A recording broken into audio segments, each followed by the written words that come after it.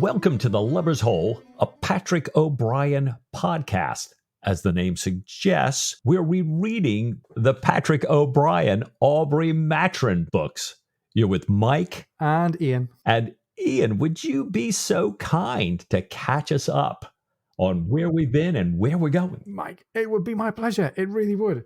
So last time we were in chapter 1 of The Wine-Dark Sea, and we learned how the Surprise, chasing the Franklin across the Pacific Ocean, had lost her as a lucky shot brought down the sails aboard the Surprise. The crew had worked well together under this weird copper sky on this swelling and titular wine-dark sea to try to re-rig the Surprise and take the chase up again. Aboard the Surprise, Mr. Granger, who's a Trustguide, had been welcomed at his first gunroom dinner, despite some concerns from Lieutenant West about what that means for the social setting of the gunroom there. Nature had meanwhile got stranger. The sea had worsened. Jack and Stephen, though, played music nonetheless, until the Surprise came, or so it seemed, under fire. There were serious wounds for Mr. West and for many crew members through the night. Altogether, a really strange first chapter. And Mike, this time, in chapter 2, we're going to learn the cause of all these natural phenomena. We're going to hear about the fate of Mr. Dutourd and the Franklin. We're going to figure out what's going to become of West's ongoing effect on the gunroom. And we're going to learn which of the Shelmerston sects doesn't play well with the others. And here we are, Mike. We had all of these questions. We were scratching our heads about what was really going on with the lighting and the sky and the sea and the rumbling and the wounds. Help us out here. What was really happening? What can we learn here at the beginning of chapter 2? Yeah, thanks, Ian. We do learn. And we have, I think one of the best contrasts that I remember so far in the canon between opening paragraph chapter 1 and almost the opening paragraph chapter 2, which starts to invite us in this idea of compare and contrast. And there's so much of that going on in this chapter. So our opening paragraph for chapter 2 says, a reluctant dawn, a dim blood-red sun, and although the sea was diminishing fast, it was still wilder than most sailors had ever seen, while bursting waves and a still prodigious swell. Continue here. A desolate ocean, gray, now under a deathly white, rolling with enormous force, but still no life upon it apart from these two ships. And we remember last time we just had this vast, beautiful ocean with these two ships. Yeah. But here's the description now. Now dismasted and tossing like paper boats on a millstream. They were at some distance from one another, both apparently wrecks, floating but out of control beyond them to windward, a newly arisen island of black rock and cinders. It no longer shot out fire, but every now and then, with an enormous shriek, a vast jet of steam leapt from the crater, mingled with ash and volcanic gases. So, ta-da! Ian, here's our explanation of what in the world has been going on. Yeah, and it's a really stark visual picture. Mike, I can't remember whether I smoked that it was all a volcanic thing very early in chapter 1 or whether it was a genuine surprise for me. I think I was kind of guessing, but it was like, here we are. There's been this whole new island that's come into being with a volcanic eruption. And it's such a memorable and unexpected thing to hear O'Brian writing about. And especially to start the book with, that it made me wonder whether maybe O'Brian had found some specific account, some specific source to base all of this on, just like he did with the wreck of HMS Alceste in the Nutmeg of Constellation. And long story short, I can't find one obvious source story. And if any of the listeners out there have got an idea of an account, maybe contemporaneous with the Napoleonic Wars or even contemporaneous with O'Brian, let us know. Hit us up on facebook.com/lovershole or go on Twitter @holelovers and tell us if you've got an idea here. But reading through the history of public writings, if you like, about subsea volcanoes, there are some examples that might well have been at the front of O'Brian's mind. In the 1960s, so recently to O'Brian's life, a new island was formed volcanically in the North Atlantic, just off the coast of Iceland. The island is still there. it's growing steadily. It's called Surtsey, and it was quite widely written about at the time. And I can remember it being a big deal in geography classes in schools in the UK in the 1970s. In the Pacific, though, we've got to look for more specific mentions. There are a couple of famous volcanic eruptions of seamounts in the Pacific in the middle of the 20th century. There's one called Cavachi, one of the most active of the Pacific submarine volcanoes, which had erupted, when I was reading about it, 8 times since 1939, and often would form new islands of lava, just as O'Brien describes here, that would, in this case, disappear after a few months and slide back beneath the waves. Most people have heard of the explosive eruption of Mount Krakatoa, of the island of Krakatoa, and how it pretty much obliterated itself in the 19th century. In 1929, a whole new volcanic island arose from the shattered caldera of Krakatoa. This is in Indonesia, in the Pacific. It's called Anak Krakatoa, son of Krakatoa, and this new island was reputed to be growing higher and higher by several meters a year until a partial collapse and a tsunami in 2018. And as I'm reading all of these, Mike, what's really fascinating is that when geologists and geographers are writing about them, they get straight very quickly to the idea that these new volcanic islands are homes for really interesting and new combinations of flora and fauna. So these are naturalists and ecologists and evolutionary biologists, kind of science experiments gone crazy. There's a really interesting story about hammerhead sharks that have adapted and now live in the enclosed crater, the caldera of Cavachi. Wow. Stephen and Nathaniel Martin had been interested in the ecology and the biology of volcanic islands all the way back in chapter 7 of Clarissa Oakes. And if you do a search for a volcano all the way back through the canon, actually, we've had quite a few mentions of volcanoes in the earlier books. So maybe, I don't know, Mike, Chekhov's geologist has been at work. And maybe O'Brien had this volcano episode brewing. And maybe at one point, like we said last week, his idea for the wine dark sea reference in Homer and the idea of a volcano just sort of came together here. Anyhow, there's a picture that we're going to put out on our social media, which comes from an eruption in Tonga earlier this year, in which the sea is very wine dark and the sky is very boiling and livid and orange. And it's it's a great reminder of how powerful these volcanoes are. Yeah, I'm fascinated, Ian, that right here as we're recording this, we just had a big one in Hawaii. Yeah. So, it's like, oh, okay, now attention is drawn to volcanoes. And like you had said, Ian, about starting chapter 1, on the one hand, I thought, wait a minute, I think somehow I knew this was going to be a volcano. Yeah. And I pulled down my Jeff Hunt book off the shelf to look at the front. I thought, no. I mean, it's got this crazy, bright, interestingly colored sky, but there's really, I don't think, a volcano on that one. But then my picture on my Kindle book has kind of the same thing, but clearly shows a volcano.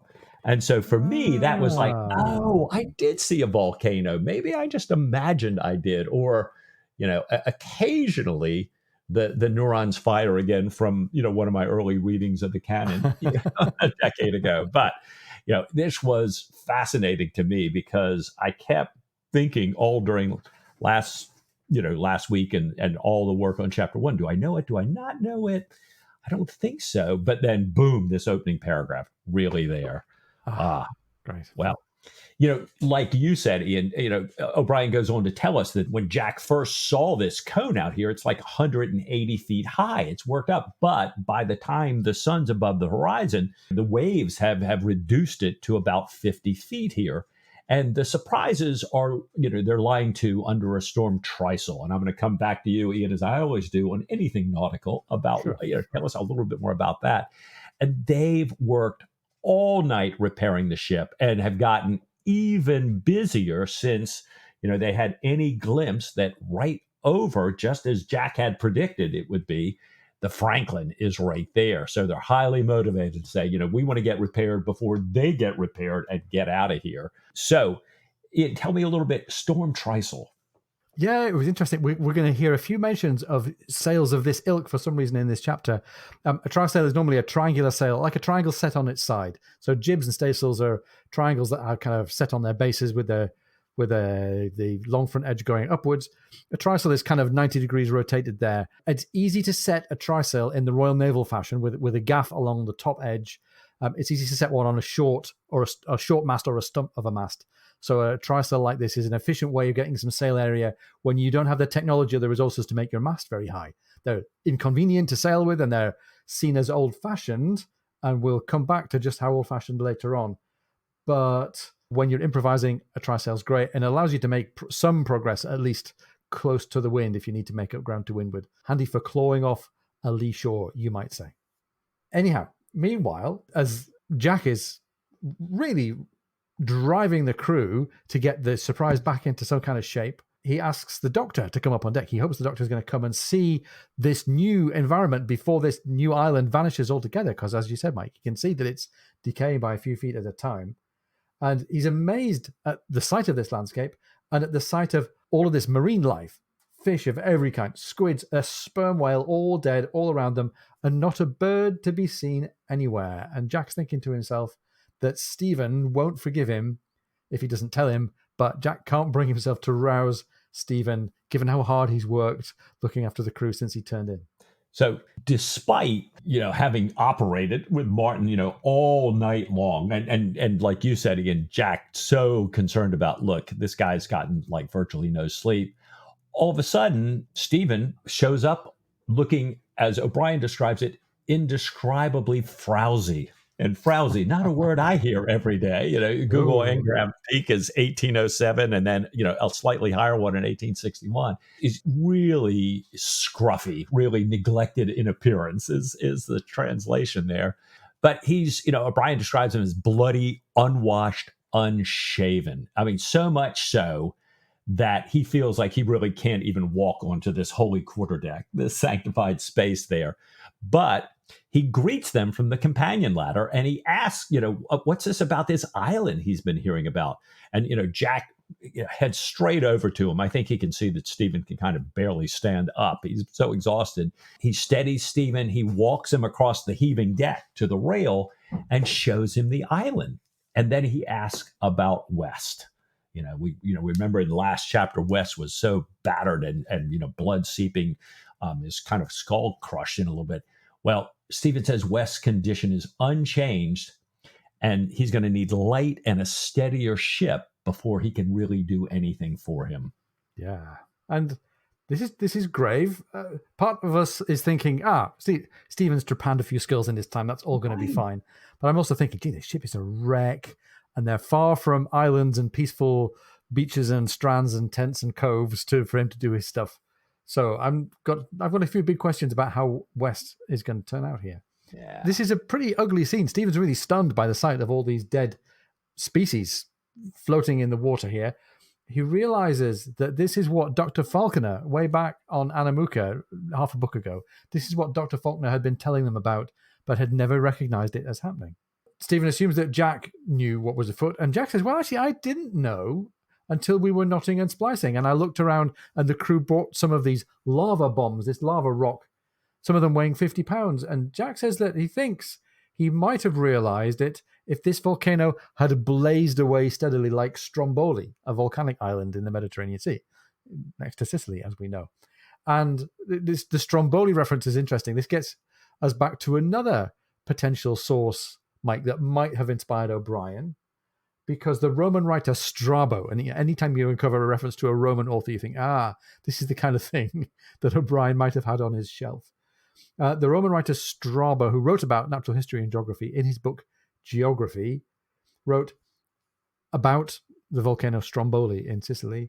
He wrote, many times flames have been observed running over the surface of the sea round about the islands. Posidonius says that within his own recollection, one morning at daybreak, the sea between Hera and Euonymus was seen raised to an enormous height, and by a sustained blast remained puffed up for a considerable time, and then subsided. And when those who had the hardihood to sail up to it saw dead fish driven by the current, and some of the men were stricken ill because of the heat and the stench. So the connection to Stromboli makes a pretty strong link here, I think, to the classical world. So it'd be really interesting to know if Patrick O'Brien had ever read Strabo. Yeah, I think it's great, great high likelihood. I wouldn't be at all surprised, as you say, Ian. Yeah, I did have a quick look in the Dean King biography, and I couldn't find any references to Strabo, but who knows? Yeah, yeah. Who knows? It's funny. My bride used to live at the foot of Mount Etna on Sicily, for Right. several years before I met her. So, she's replete with volcano tales. And I remember going up to visit later and, the guide having to call, sort of the experts in Rome, make sure there's no activity.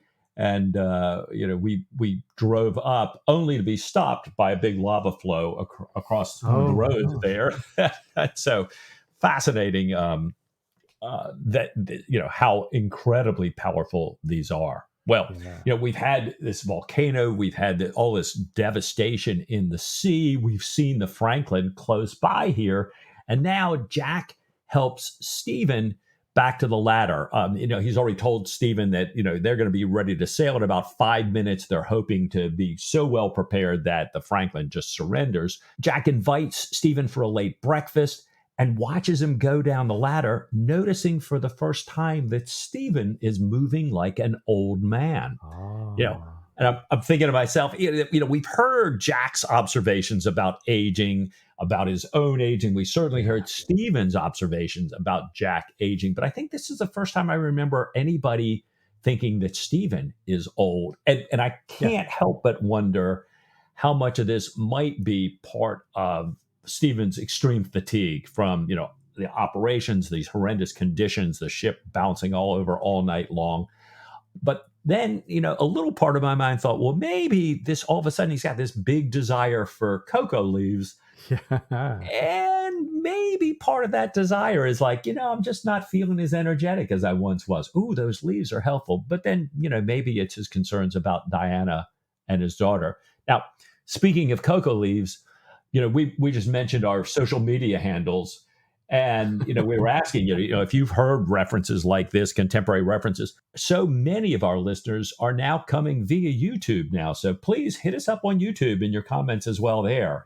Ian is our social media guy. And we have gotten some very interesting Yeah. comments and notes in the past related to cocoa leaves. So, Yeah. yeah, We thank you, surely have. listeners. We surely have. Oh, goodness me. Well, now that Stephen is on deck and he's starting to recover, even though, to use a phrase that my mum and dad would use, he's feeling his age as he moves about the place. Even though he's feeling his age, he and Martin have got the chance to sit under an awning and look across at the Franklin and to look out at the sea and count all the genera, the species that are lying dead in the water here, remembering what Dr. Falconer had said about submarine activity. The Surprise is still a ship of war of some kind, though, and she runs her guns out and has boarders ready as they approach the Franklin, which is still pretty much of a shattered wreck. The Franklin's not making any attempt to escape, and the Surprises gaze at her with what they call a certain tolerant contempt, seeing all of the wreckage there. It's not the wreckage that they're contemptuous of, it's the fact that the Franklin's crew hasn't got round to doing anything about it. The Surprises had made their repairs. They'd already done that and eaten a pound of fresh pork and dried peas and moahu yams and had the indulgence of plum duff, all with a quarter pint of Sydney rum diluted with water and lemon juice. So they're a long way ahead in their day of whoever's there aboard the Franklin. And not only are they feeling smug about their seamanship, they've got food and liquor inside them as well. So they have, as O'Brien says, full bellies and benevolent minds. And Mike, there's an interesting little contrast being set up here. Yeah, I think we said even from the opening paragraph in the contrast to the first chapter, this is another one where throughout the chapter, O'Brien seems to set up these comparisons, these contrasts between people and groups of people, Yeah. especially their expressed beliefs, the actions, the differences in their actions, differences in the conditions of their lives, kind of what's the outcome here. And he's done this before, but in this chapter, this is just rich with so many examples. And so, this description of the Surprises kind of sets up one of the first ones. Listen to us, and the way you just described the Surprises, we're about to see the Franklins in a moment. And so I love the way, here we are, here's the Franklins, here's the Surprises, and we'll learn more about them, about their leaders, about beliefs, all that. Right. Well, the surprise is all set up for seamanship right now. The breeze shifts and heads them, so they set out to tack. And tacking is a complicated maneuver, but it's fine for the surprise because their jury rig is all set up and Jack and the crew are all ready there. Aboard the Franklin, there's a confused brawling and some kind of raft is lowered down when the surprise changes direction. The raft is paddled by a single man with a bloody bandage around his head. And Jack checks the surpriser's way and just heaves to there for a second. And the man paddling over calls for water. He says his wounded men are dying of thirst. And difference in attitude to the situations here. Jack's all about doing his business by the king. Do you surrender? Asks Jack. The man, who's clearly no seaman, half rises up and cries, "How can you speak so at such a time, sir? Shame on you," in what we learn is a harsh, high-pitched, indignant voice.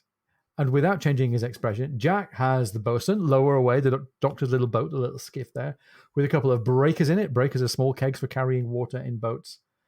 And the man on the raft calls out and says, "If you have a surgeon, it would be a Christian act to relieve the pain of the wounded." And as the raft comes alongside, Jack says, "By God."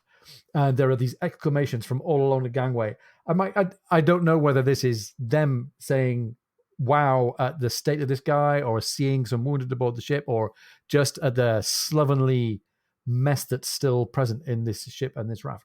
We don't know. We just have to guess. But he does ask Bondon and Place to pull over to the Franklin and asks Reed to take possession of her, meaning pretty directly as a prize. Yeah. Well, we've got this man in the boat. We've got the Franklin right there in the offing. And we turn perspective to Stephen. And we learn that Stephen has been really thinking about and really worrying about that Dutourd was on the Franklin. And he's wondered the best way to proceed. I mean, this whole mission they've been on for so long to South America is certainly against the French and their interests, but it's also directly against Spanish interests. And Spain is, as O'Brien says, nominally an ally of the United Kingdom at this time. Yeah. We remember that the British government had to deny the existence of this mission to Spain, and hence the whole arc of the surprise goes one way while the Diane goes off another way. And now, that they're finally bringing this back together and on their way to Peru here, Stephen does not want to be recognized by Dutourd. And, Dutourd could confirm Stephen's participation in the mission. And Stephen knows he's not, Dutourd's not going to be a French intelligence agent. He talks far too much for that. And Stephen doesn't even believe that he's a Bonapartist. But, because he talks so much, word would get out. It would get out in France, and it could very easily go to Spain or to Spanish interests, even right there in Peru. So, having worried about all this, Stephen is now looking across, and the man in the raft 26 feet away from him and coming closer every second is, as they say, Dutourd, a man of passionate enthusiasms, who had, like many others at the time, fallen in love with the idea of a terrestrial paradise to be founded in a perfect climate where there should be perfect equality as well as justice, and plenty without excessive labor, without trade or with the use of money, a true democracy, a more cheerful Sparta, and unlike most others, he was rich enough to carry his theories into something like practice. That's why he bought the Franklin. That's why he was trying to take Oahu to build his colony, to build this paradise. And by the way, was going to knock all the natives on the head when doing so. And Stephen is glad that, when he and Dutourd had met, Stephen was going by the name Matrone Dominova. It's Maturin with an H in it, but pronounced, Maturin, because at the time there was a connection between that, the other way of saying it, and idiocy, O'Brien tells us. And Stephen decides, he can't completely pretend that he does not know any French at all. But he decides, maybe I'll pretend like I don't speak it very well to try to keep Dutourd from recognizing me a little bit here. So, Mike, it's funny. We've had names and digging for real characters and real associations behind names all the way through this book, and we've not yet really stopped to think about Stephen's name. And here we have it just almost dropped casually into the conversation. The Maturin's name, especially spelt with an H, has an association with idiocy of some kind. So hang on a second. Talk us through this. Can we do anything to put Maturin with an H and some kind of real life connection? Can we do something with that here? It's fascinating in that I really dug into this one, and I wasn't getting anywhere very fast. And luckily, the gun room, God love the gun room, Yay. had this conversation back in 2004. And, some people were starting to point to a Saint Matron, a Frenchman whose name is Matron with the H in it. This guy being, a saint who died, they guess about 300 AD. According to legend, his parents were both pagans. His father handled the persecution of Christians for the Roman Emperor Maximian. However, the son is secretly baptized by Polycarp at 12 because he's got an interest in Christianity. And upon baptism, he starts performing miracles and more and more miracles, especially driving out demons, shows this ability to calm rowdy or riotous individuals. Because of his influence, his parents convert to Christianity, including, this, it almost sounds like St. Paul. This guy who's been, persecuting Christians becomes a Christian. Maturin becomes a priest at 20. There's a story that at one point the local bishop has to go to Rome. And, as a youngster, Maturin is essentially caring for the entire diocese. His fame grows and grows to the point where Maximian, actually, the emperor, calls him to Rome because he feels that his daughter has a demon, and Maturin goes and casts it out, spends the next 2 years there kind of interceding for Christians to the Roman emperor here. Now, this, what is this connection to idiocy? Well, Saint Maturin was the patron saint of madness. Now, he's also very well known as kind of a patron saint for infertile women, for the patron saint of sailors in Brittany. There's a little connection back to us. And then, because over time of this association with mental illness, interestingly, he becomes the patron saint of comic actors, jesters, and clowns. So, there's another, when I think sometimes of Stephen's sense of humor in a funny way here as well, and O'Brien's sense of humor. But so this may well be a thing. And when you look at St. Maturin, the ST is not a long way from becoming STEPHEN. Instead of St. Maturin, we have Stephen Maturin. Wow. So that's fascinating because there's a reason for Maturin having that name, potentially. We hadn't talked about it yet. It's fascinating because it's still an unusual name. Right. And that's a reason why Stephen suspects that it might have lingered in Dutourd's memory here. And therefore, it's a reason why Stephen wants to kind of play it on the down low about who he is and what his identity is, given his mission here and his interests. But anyhow, let's see how this is going to play out. Stephen is on his way over to the Franklin to help out here. Dutourd helps Stephen up over this shattered side of the raft, saying that he's deeply sensible of his goodness in coming. And straight away, Stephen's mind is set kind of at rest, I would say. He realizes that Dutourd doesn't recognize him, even from the few times that they'd met in a salon of Madame Roland before the war. And another little name to throw away here, Madame Roland, a real one, right? It is. I mean, gosh, I just love O'Brien's little Easter eggs here. So we could go right by it. Yeah. But if we stop and take a look, Madame Roland is a learned, eloquent, influential French woman. She and her lawyer political husband, a politician, were supporters of the Girondins. Mm-hmm. So one of the, kind of the leading, somewhat competing factions in the French Revolution. And, the members of a number of these factions met regularly in her Paris salon. And, salon back then, thinking of sort of a gathering of people held by an inspiring host. And we'll come back to that. She's the host. Is she inspiring here? Her husband becomes Minister of the Interior in 1792. So, he's, really top position here during the Revolution. But he flees the country when Robespierre's extreme Jacobites seize power. So now there's this division. Their faction had kind of hesitated at executing the king, and the Jacobites kind of said, "Yeah, no, we're gonna." And then there was this big internal power struggle. So She's arrested. She's one of the first people guillotined in the revolution. And her husband, who's in, kind of in hiding in France, hears about this and kills himself after her death. In prison, she writes a set of memories, which she says were inspired by her hero, Rousseau. So, Rousseau, The right. We're hunting back, villains. Yeah. yeah. And, as you read more about her life and her writings and her beliefs and kind of how history has revised about her and her husband was about 20 years her senior, it reminds me so much of our recent discussion with Rachel McMillan about Clarissa Oakes, about Diana, about Sophie, about how, women find each their own way to develop agency in a society which accords them little. So she is so politically astute. She has such a great influence politically. But unlike the salon hosted by the inspiring host, at her salons, she never said a word.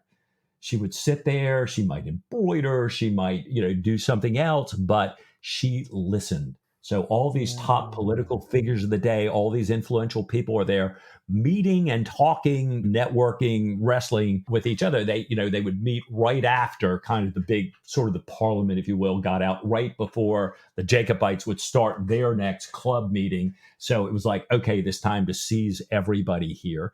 And she soaked this all up. She developed fabulous insights on all sides. And so she used that knowledge to start influencing things. She wrote a lot of her husband's letters. She wrote a lot of his legislation.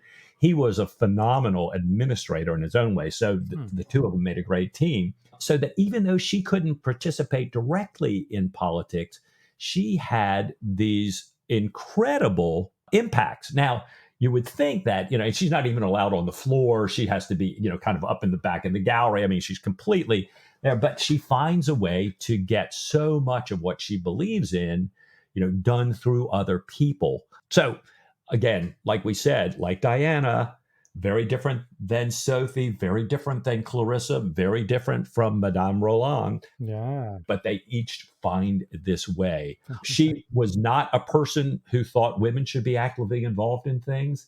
But interestingly, she did think ultimately they should have, the same rights and everything. But her thought was, what, men are so constrained by the current system. Let's work that first, then we'll get around. So she, she was not, people that kind of challenged her about not being more involved. She was like, not time yet. Yeah. We'll get there. Really fascinating. Fascinating character. Thank you. Nice work. Now, the connection here is that Stephen knows, in fact, that he and Dutourd would both have been at one of Madame Roland's salons and therefore might have been talking politics, and therefore some of Stephen's interests and identity might have become known. And Stephen's looking at this guy and thinking, I think if we'd had much to do with each other, he would have known me and I would have known him. That's put out of his mind, though, for a while. As Stephen gets to the ship, he sees the desolation. He sees demoralized hands. A few of them are just pumping. Some of them are drunk or reduced to hopeless apathy. Reed, the midshipman, takes command of the ship. Place hoists the British colours, confirming that she's now a capture. Dutourd leads Stephen to the cabin where most of the wounded are. And this is a pretty horrible scene here. Reed has Bondon call for the boatswain and for all hands who can be spared to come and help before the Franklin founders, because it turns out that the crew here are so wounded and so shattered that they can't help themselves. Over on the starboard side, the wounded are in a great stinking heap, terrible heat, all suffering from thirst. On the larboard side, the heel of the ship has the living and the dead all tangled together, washing around each other in every roll, screaming for rescue. It's really grim stuff. Stephen asks a really interesting question here, Mike, given what we're going to talk about in the rest of the chapter. Right. Stephen says, can you command your men? That's the verb he uses. And we discover that he can command a few of them. The few that he can come to help to drag the dead bodies out, to throw them overboard and to clean where they laid. They move the dead sailing master, and Dutourd explains how this guy was, and most of his gun crew were killed by this one raking shot from the Surprise. Now, Bondon throws up a keg of water, one of these breakers, and starts serving it out to these poor, desperate people from a filthy cup. As Stephen looks at the cut on Dutourd's head, he says, get your men pumping more briskly. And Mike, we're going to talk a lot about the juxtaposition of two different societies here, but it's really interesting that this passage emphasizes that Dutourd would need to be able to command in order to meet the needs of the crew, in order to keep them safe and to help them make progress and to bring the ship back together. He needs to be able to command, even though his instinct is egalitarian. And I think this is the beginnings of a point that O'Brien might be making here, that all this democratic, collectivist, utopian set of principles could be misguided. And we might see how this distinction between the utopian egalitarian world and the hierarchical world of a navy, how they contrast with each other as the chapter goes on here.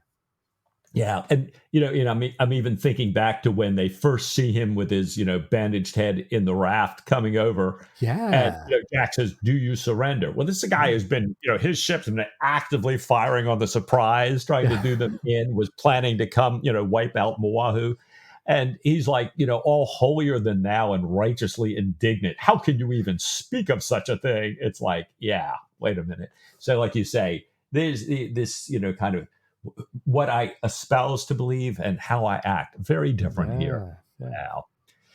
Stephen and Martin, who have been up pretty much all night dealing with the surprises, now start dealing with the Franklins, who have not just all the volcanic eruption wounds, but all the battle wounds that have been left kind of fettering, since that encounter with the Franklin and the Surprise. They're exhausted, they're short of breath, the cabin is stifling in heat. And up above, thankfully, they hear the bosun from the Surprise who's come over, and he's getting everybody to the pump. So these apathetic and some drunken Franklins, the bosun knows how to bring them together, and as well as folks that have come from the Surprise. Reed comes in to see if the doctor has any word to send back to the captain. He's about to take the Franklin's master, Dutourd, and his papers over. And seeing the cabin's condition, Reed, says, would you like the companion unshipped before I go? And Stephen, I'm not sure if he doesn't know what that is. He's also in the midst of a big amputation, but he doesn't speak to that. But right after Reed leaves, the entire framework over the top of this cabin is opened up. And O'Brien writes that this fetid room is filled with brilliant light and clean, almost cool sea air. And so here we're back to a little contrast here. Yeah, very good. We've got the contrast between the environment of the utopian, egalitarian Frankliners and the refreshing, cool, clean air of the hierarchical Navy men aboard here.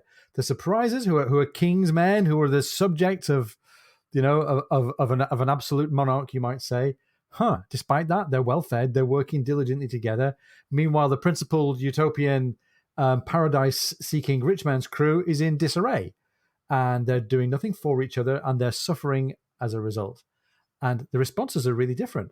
It's the Surprises who are bringing the help and administering mercy here, and it's the Surprises who open up this the ship's deck here and admit light and fresh air.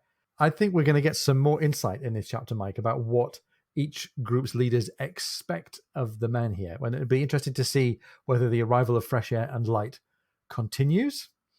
And it makes me think that maybe a break for fresh air and a bit of daylight sounds appealing. Maybe you and I could take a short break. And let's get back to this once we've had a breath of fresh air, straight after this message. So as we enter the holiday season, I want to say a special thank you to our Patreon supporters who keep this podcast going. Patreon.com/lovershole. We love you. We thank you.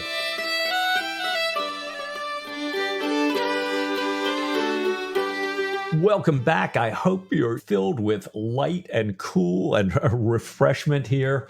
And as we were talking about that contrast too, even the Surprise is its own kind of unique self, being made up not only of those king's men, but also the former privateers. And, this fascinating way they put together. Maybe, we'll talk about that, I'm sure, some more as we go on here.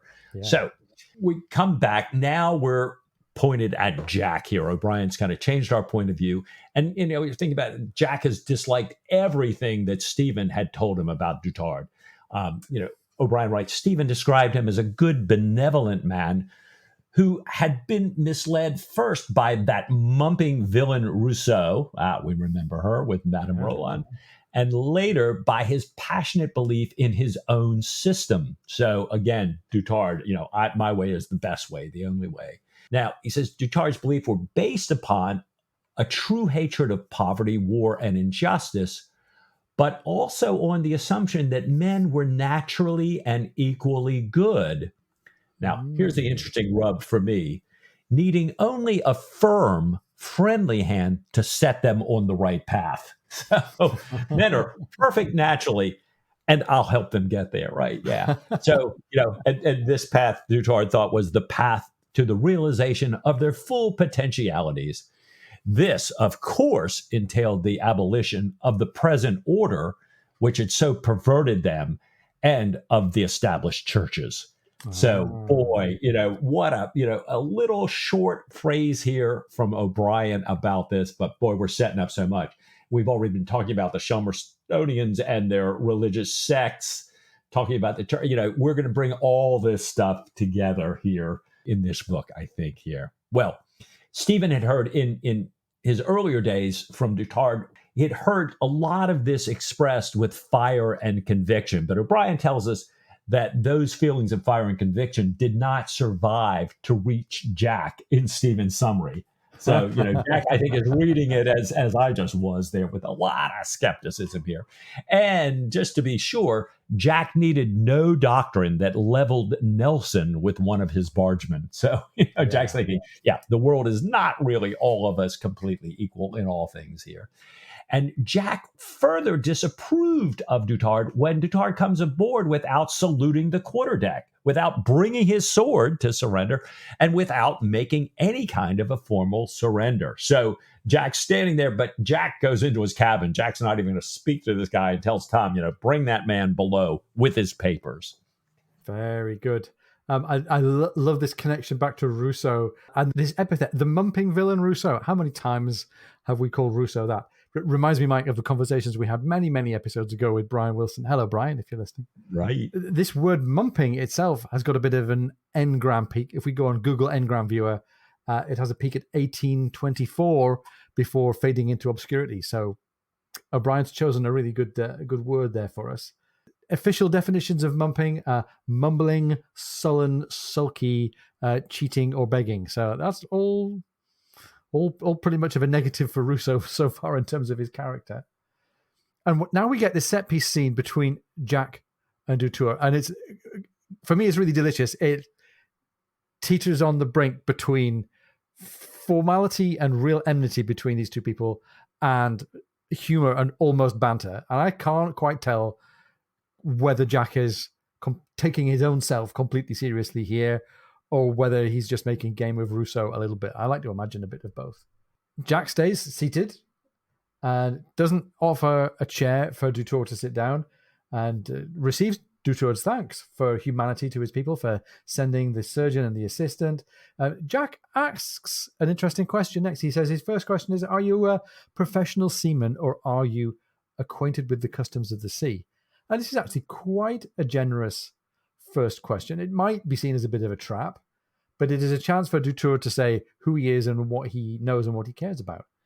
And Dutourd says, I'm not a professional seaman. I've spent some time on a pleasure boat, but always have a sailing master for the sea, and I've spent a little time there. And Jack reads the papers that have come across and asks where is his letter of marque. Now, this is a non sequitur for poor old Dutourd. It's not a non sequitur for us Patrick O'Brien readers, because that was the title of a whole novel of a few books ago. Anyhow, Dutourd says he has no such thing. He has no letter of marque. He's a private citizen, not a naval officer, and his sole purpose is founding a colony for the benefit of mankind. And Jack says, well, if you don't have a commission, how come you've been taking prizes? And Dutourd says, you will not think me impertinent that I observe our countries are, alas, in a state of war. So I understand, says Jack, but wars are conducted according to certain forms. They are not wild riots in which anyone may join and seize whatever he can overpower. And I fear that if you can produce nothing better than the recollection of a letter wishing you every happiness, then you must be hanged as a pirate.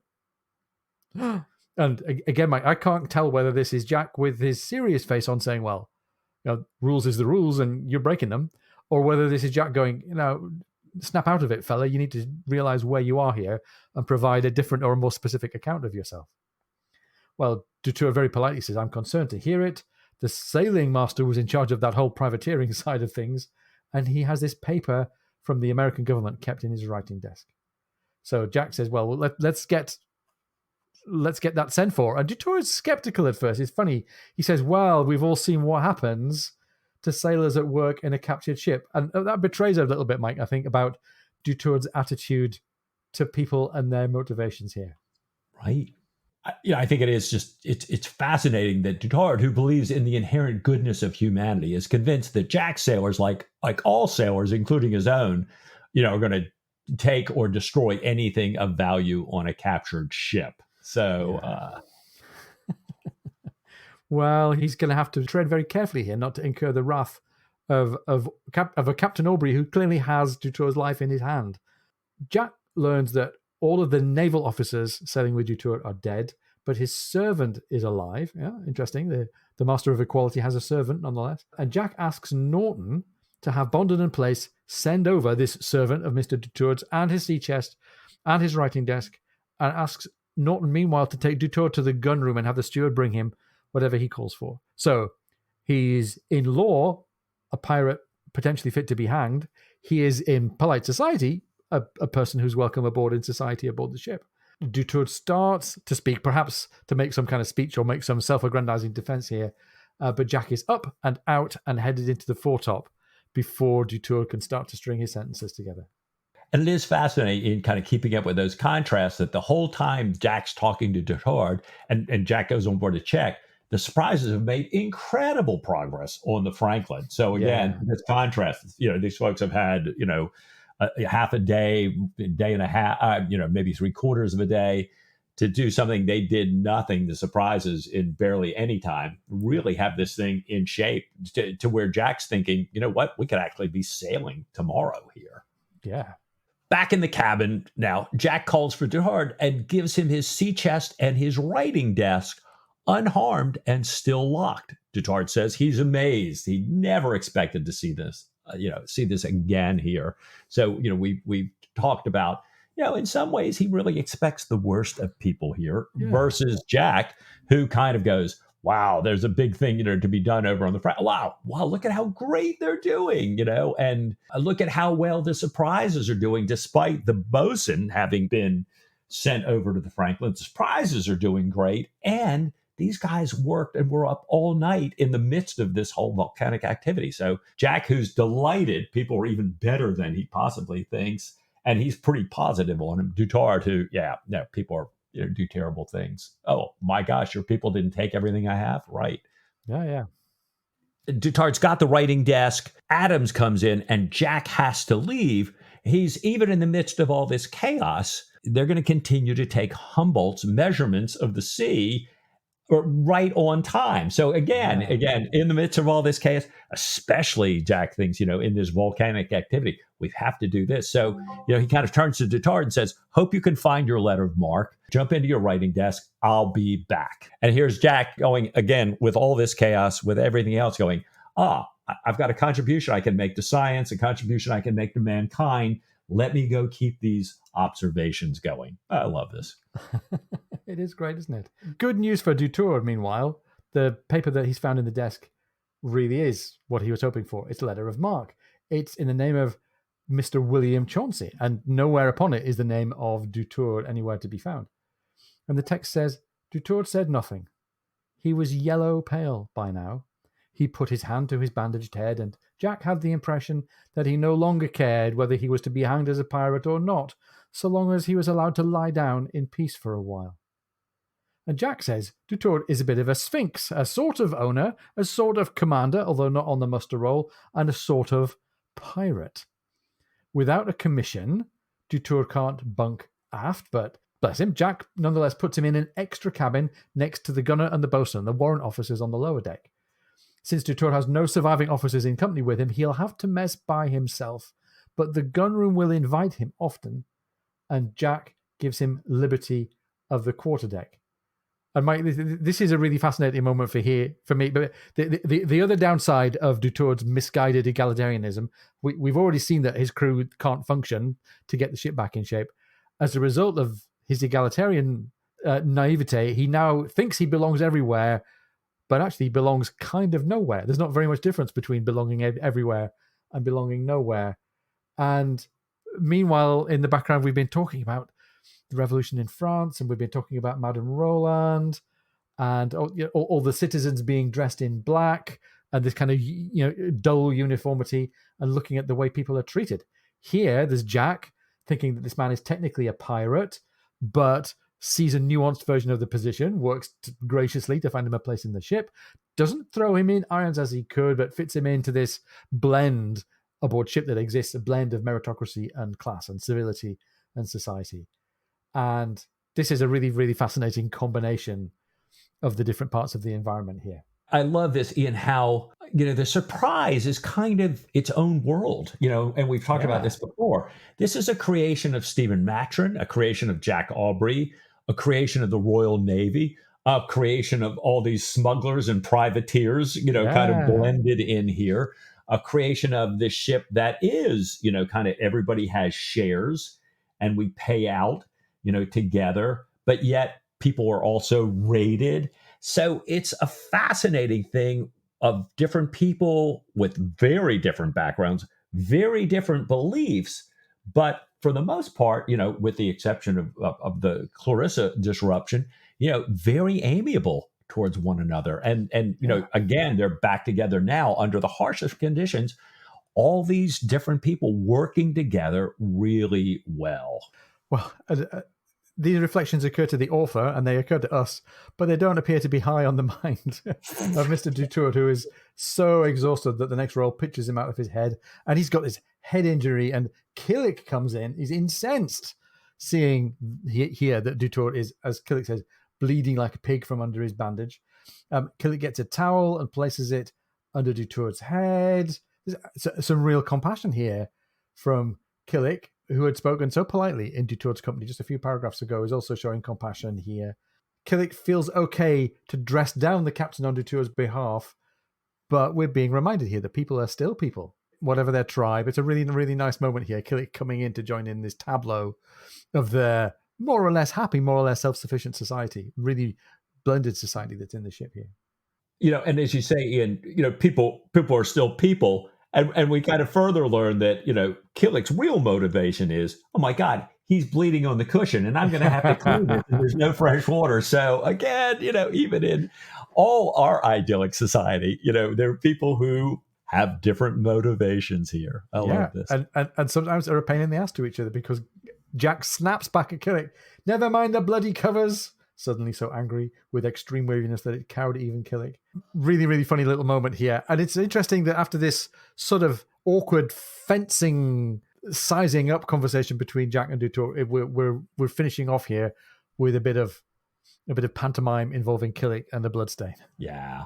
And, we get, Jack's told Killick to get Dutourd and his things, into Dutourd's cabin. And O'Brien writes, extreme weariness, it pervaded both ships, evening out the gloom of the defeated and the elation of the conqueror. So we're all kind of, this weariness makes us all equal. So again, here's an interesting nod back to equality here.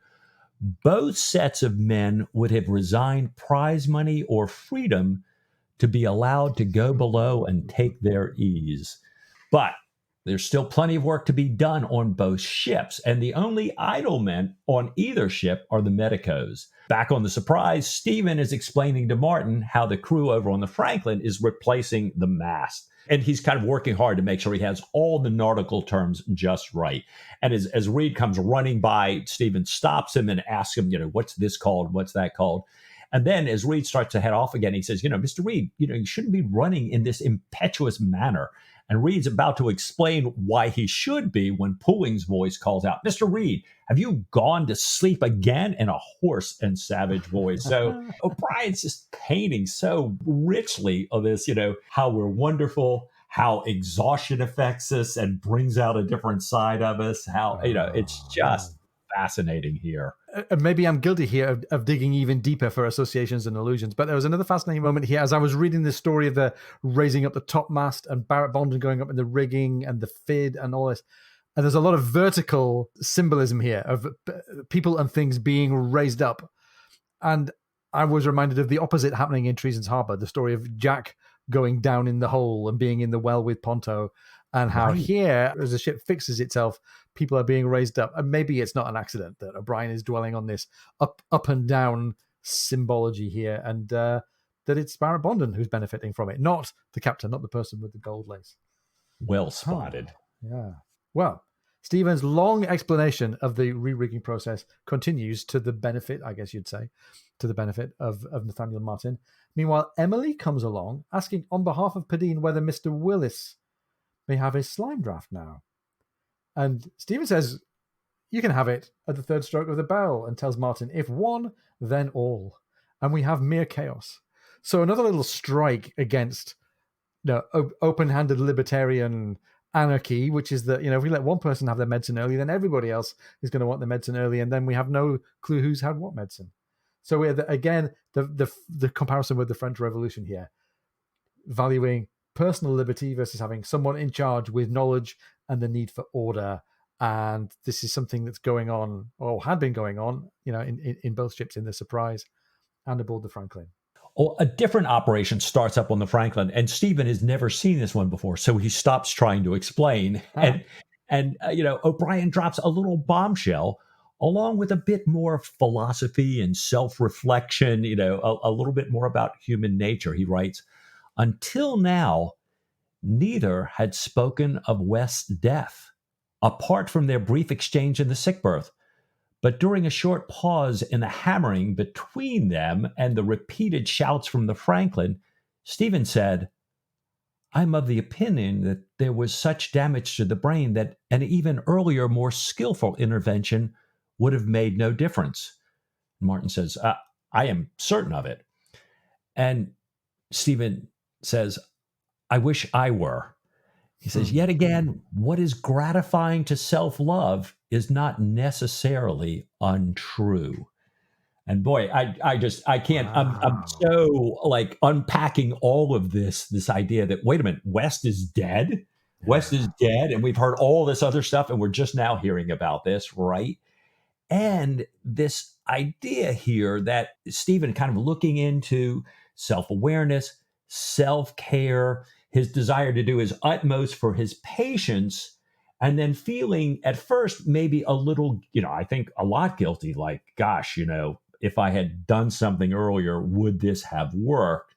And then realizing, hey, just because it's good for me to believe that it really wouldn't, and I've just heard it from you, Martin, it's okay to believe that, even if it puts me in a little bit better light. And I think, how many times do we just beat ourselves up over and over again? I mean, some people say that 80 or 90% of our thoughts, everything we tell ourselves every day is the same thing, and usually not very positive. So we need to do this every once in a while. Say, maybe I did do everything. It's okay. Yeah.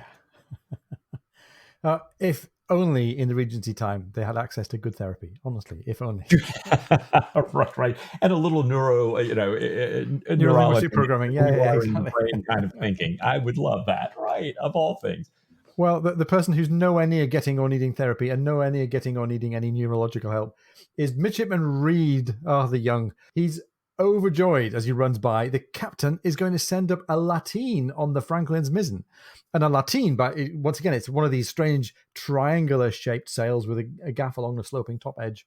We're going to hear some more about lateens still again in this chapter. But this is a novelty for Reed. This was quite a common thing a few decades prior, but this is a bit of a special occasion for Reed. And the sun is going down. The people are collecting their tools, and the day is beginning to wind down, certainly aboard the Surprise. Stephen plays back over his trephining of West's skull, an operation that he says had never failed him before. And we get another little reminder of the different directions that people's minds take them in when Nathaniel Martin's clearly been on another train of thought altogether when he says, I wonder whether a man in my position should invest in the Navy Fives or the South Sea stock. And we've said before, Martin is getting more and more self-centered and self-absorbed as these novels go on. And yeah, maybe that's becoming his true character. And certainly it was where he was as he and Stephen were both kind of far away from each other in their reflections here. Well, Stephen sleeps incredibly well that night. Yeah. And he wakes up thinking about a variety of pleasant things. Diana's kindness and caring for him in Sweden, when he was down. Yeah. Goshawks he's known, a Boccherini cello sonata, Wales. I love this, how his mind is going already. But there's this familiar yet discordant noise that keeps kind of interrupting his thoughts. And it's, he's thinking to himself, this, I've heard something like this before, but this is way too wild, too much grinding and scrubbing and bucket clashing, all these hoarse whispers, everything. And then he realizes that the crew members are cleaning the deck free of all the volcanic dust and cinders. But they just seem to be so over and above the usual. And then he remembers again what happened yesterday.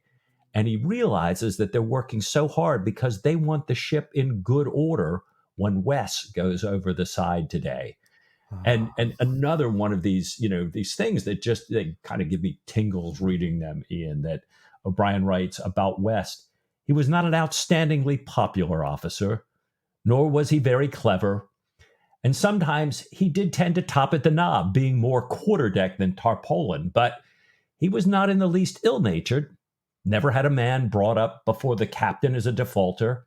And there was no question at all of his courage. He distinguished himself when the Surprise cut out the Diane at St. Martin's, while in the last affair at Oahu, he had done everything a good active officer could do. But above all, they were used to him. They had sailed with him for a great while now. They liked what they were used to, and they knew what was due to a shipmate. Boy, and this just really got me here. Maybe this is a prescription for a good society here. Right. Maybe this is not as deep as some of the philosophers that we've been reading about, but maybe it's deeper still. Yeah, maybe indeed. Really, really great stuff. Well, on deck, everything has changed. It's changed from the confusion and filth of the previous day to a Sunday kind of neatness. Everything is perfectly ordered. Sarah and Emily finished with their sick berth duty, and they're now standing in their best pinafores looking across at the Franklin. And they're looking at Jack Aubrey, who's returning from the Franklin in all of his post-captain's uniform, all that splendor with Nathaniel Martin right by him. And Reed points out to Stephen that the Franklin that's now sailing alongside with this great triangular lateen is a splendid sight, and that she reminds him of the old Victory. And Stephen says, what do you mean the old Victory? Has something happened to the Victory? Is there now a new Victory? And Reed just says, no, by old I meant in ancient times, in the last age, before the war even. And remember that the Peace of Amiens came between the two wars, so the Napoleonic Wars is not that old really, but to Reed the youngster, the Napoleonic War is all has ever been. He says before the war, Reed's father had been a second lieutenant on her, and she had a lateen mizzen, a mizzen like that. And isn't it nice that how easily the young can catch on to things that they perceive as permanent and therefore beautiful and therefore kind of abiding. And another little prescription for society. We had one in the previous paragraph there, Mike. And we've got another little one here. Reed helping Stephen to see something that's to be appreciated. And by the way, along the way, reminding Stephen that he needs to shift his coat before the captain comes aboard. And if anybody's interested, I've found a picture kept by our good friends at the Royal Museums of Greenwich, at the National Maritime Museum, of the 1765 era HMS Victory carrying a lateen mizzen. So if we manage to get that picture out on the socials, there'll be a small prize for anybody who can spot the lateen. So there you go. That's the old Victory, and now aboard the old Surprise, Mike. What's going on? Well, Jack is received back aboard with all the ceremony the Surprise can muster right now. And he, in turn, touches his own hat to the quarterdeck. So we're back to the observing of forms here. I think everybody has really put this as, a top day because of Wes' funeral here. He nods to Pullings and he goes below where Killick, who's watched Jack ever since Jack left the Franklin, has a pot of coffee ready for him. Now, attracted by the smell of the coffee, Stephen walks in to join Jack. So, we've got naval order, we've got Jack and Stephen together. All is right with the world. But then O'Brien, as he's so wanting to do, takes us from that lofty thought back to the day-to-day world. And Stephen realizes, Jack and Tom are just going to talk about business on the ship. So he drinks 2 cups and heads out the door. I'm not staying for this here. But Jack reminds him as he's leaving that Martin's soon going to be he's shifting his clothes and he's going to be on deck soon. So it's kind of like, don't be late. You got to be there for the funeral and you got to be, prepared right. And Killig burst in with Stephen's good coat on his arm saying, "What? Ain't you even shaved yet? God love us. What a disgrace it will bring to the ship." So, boy, everybody is, even in all this, day-to-day ordinariness, all is right with the world here. Yes. It wouldn't be a day about shit without bawling somebody out. Meanwhile, this nice little conversation about the establishment of the surprise here. Jack's telling Tom Pullings about the condition of the Franklin and their crew and how he means to complete her complement from men available aboard the surprise to form a prize crew. And remember, they've already sent one prize away, commanded by Oakes. They do, though, have enough men between their crew and the English ransomers to put a crew together for the Franklin able to fight one side. And Jack had told those Franklins that those who volunteer will berth with the surprises on the lower deck and have full rations and grog and tobacco and be paid off in South America according to their rating, and that those who, on the other hand, don't volunteer will be kept in the forehold on 2/3 rations with no grog and no tobacco and be carried back to England. And that sounds pretty fair, but you can see how it's persuasive as well. Good old Jack. Jack plans to rearm the Franklin with the surprise's carronades, because remember, when she was being chased, she threw all of her own guns over the side. Jack wants to give Pullings command of the prize and proposes to promote Vidal to assist Tom. And Vidal's one of the Shelmerstonian smuggler types. They can select 3 men to keep watch, and they'll have somebody like Mr. Smith to stiffen their gunnery. And Jack turns to Pullings, giving him his honorific title of Captain Pullings, and asks for his observations. And Mike, not for the first and probably not for the last time aboard the Surprise, there are still signs of division amongst the surprises here, as Tom points out. Yeah, Tom, speaking to Jack is a little constrained. He thanks the captain for the command. He says Vidal is a prime seaman, but he notes that he's the leader of the Nipperdalings. The Nipperdalings and the Sethians have been at odds ever since, Tom tells Jack, the love feast at the Methody Chapel in Botany Bay. And he reminds Jack that many of the most respected hands and their friends are Sethians who may not react well to having a Nipperdaling set over them. So, as to your point, Ian, there still remain below the surface here, and sometimes a little above the surface, some of these divisions. Jack agrees right away. He says, "Thank you, Tom. You're right. It has slipped my mind.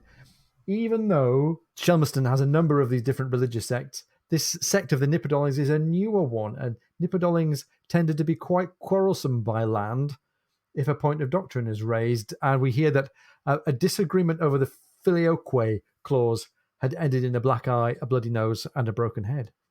So, Mike, hang on. Filioque, this is not Strabo geography. This is not volcanoes. This is not Rousseau. Who, what, or which is the filioque clause? Well, this is Latin for and son, and son, right? Yeah. And it comes from a line from the Nicene Creed, the original Nicene Creed, 8325. And in Western churches today, we would say, "And we believe in the Holy Spirit, the Lord, the giver of life. He proceeds from the Father," and then here's this clause, "and the Son," so that the Holy Spirit proceeds from the Father and the Son.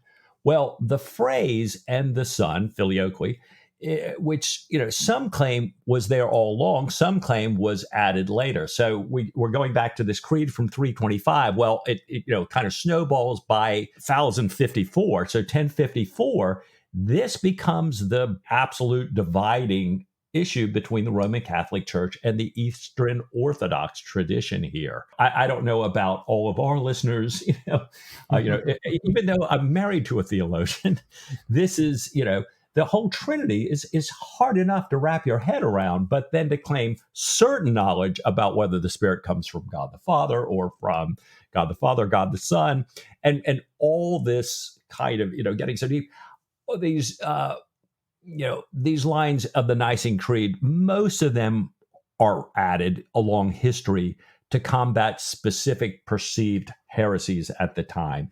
And the one here is a big heresy around whether Jesus is less than God or whether Jesus is not divine. So it was kind of this idea of we want to raise him to make sure everybody sees that he's part of the Godhead. But, the Eastern Orthodox and others are saying, but wait a minute, so is the Spirit. So let's not demote him here. So while this is going on, I think all of this is difficult to understand. It's difficult to wrap your head around. I feel myself like Job in the Old Testament. Who am I to know the mind of God? Let me tell you, I'm doing the best just to get along with what I want to do here. But I think I know enough to know that there's an incredible irony to breaking bones at a love fest. If we're going to talk about Christian doctrine and anything about Jesus and the Father and the Spirit, killing each other over this stuff or, breaking heads over this stuff is not what they'd be asking us to do. But then again, that seems to be lost on us for centuries here, even today. And it seems like it's about to be lost on Jack as well. The text says, as we wrap up the chapter here, Jack repressed some reflections on seamen, on theology, on blue light officers and tracts, and said, "Very well, I shall rearrange the prize crew. Peace at all costs. You shall have the Sethians, and I shall bring back what nipperdollings there may be in the Franklin. By the way, what is a nipperdolling?" Pullings looked perfectly blank and slowly shook his head. "Well, never mind. The doctor will know, or even better, Martin. I hear his voice on deck. They will start tolling the bell directly." End of chapter 2. Wow. And, I'm not sure if it was lost on Jack or if Jack got the point of you don't have to understand the theology to know these people don't get along. So as a great leader, he makes a great decision to say, and I agree with you. Luckily, we're going to answer that question that Jack poses here in the next chapter, right? Right. Yeah, definitely. For me, this is a very short but really penetrating chapter. It's got an incredible mix of action, the aftermath of action.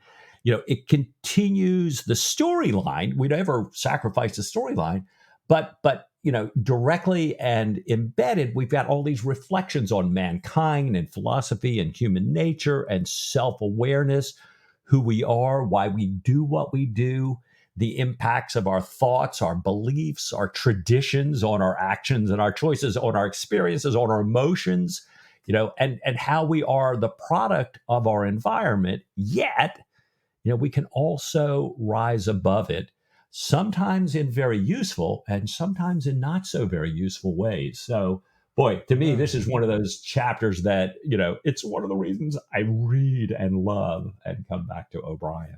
Oh, wonderful. It is great, isn't it? And it's interesting that we've already had some movement along in the story here, even though we're only 2 chapters in. For sad reasons, the divisions between the West and Davidge factions have come to an end because both officers are now no longer with us. Hopefully, despite what we're hearing about the nipperdollings here, we don't have a sect-based division arising here, and at least Jack has managed to avoid the possibility that might happen by keeping them apart. Both ships seem to be under the command of good seamanship. Stephen's identity hasn't been uncovered yet. Tom is in command. Mike, things are starting to line up here. We're actually headed in the direction of Peru, and it's finally time to get back on the mission. And I'm noticing as well that we've learned a lot about Dutourd's character from other people's reaction to him. And we've learned a lot about the conduct of the ship from how he set himself up and from the results. But Dutourd hasn't actually done very much yet, apart from sort of accept the privilege of a cabin somewhere next to the warrant officers. What's he going to do next chapter? He can't be as much of a pain as everybody seems to think he's going to be. Or can he? Ian, that's a great question. And I think there's only one way to find out. What do you say next week to a little bit more Patrick O'Brien? with all my heart.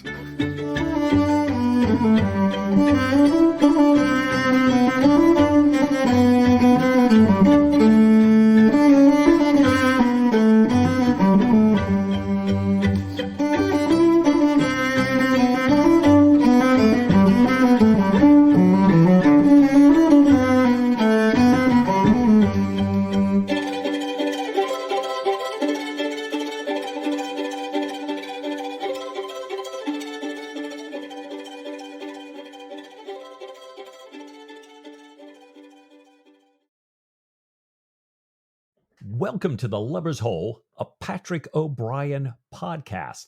As the name suggests, we're rereading the Patrick O'Brien books. Oh, boy, there you go. There you go, Sam. First flip of the day.